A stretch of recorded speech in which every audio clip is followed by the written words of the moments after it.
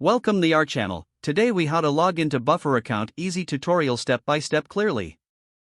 To log into your Buffer account, start by opening your preferred web browser. In the address bar, type in www.buffer.com and press enter. Once the Buffer homepage loads, look for the login button usually located at the top right corner of the page. Click on the login button to proceed to the login page. On the login page, you will see options to enter your email and password, or to log in using social media accounts. If you choose to log in with your email, enter the email address associated with your Buffer account. Next, input your password in the designated password field. If you prefer logging in via social media, click on the appropriate icon. This could be a Facebook, Google, or another account option, depending on what you used when you created your Buffer account. After entering your credentials, double-check for any errors. Then, click the Login button to access your account. If you've forgotten your password, look for a Forgot Password link below the login fields.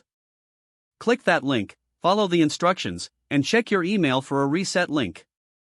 Once you successfully log in, you will be directed to your Buffer dashboard. Now you are ready to start managing your social media posts efficiently. If the page does not load, refresh the browser or try again in a private or incognito window. Make sure you are using the correct email address, then retype it carefully to avoid small typos. If your password is not accepted, use the reset option and create a new strong password you can remember. Check your spam folder for verification or security emails, then complete any requested confirmation steps. Enable two-factor authentication if available to improve account security and reduce unauthorized access risk. After signing in, review your profile details so your contact information and settings are accurate and current.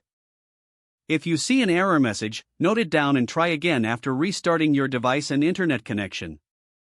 Log out when you finish, especially on shared devices, to keep your account and payment information secure. If the page does not load, refresh the browser or try again in a private or incognito window.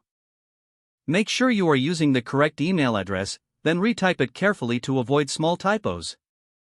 If your password is not accepted, use the reset option and create a new strong password you can remember.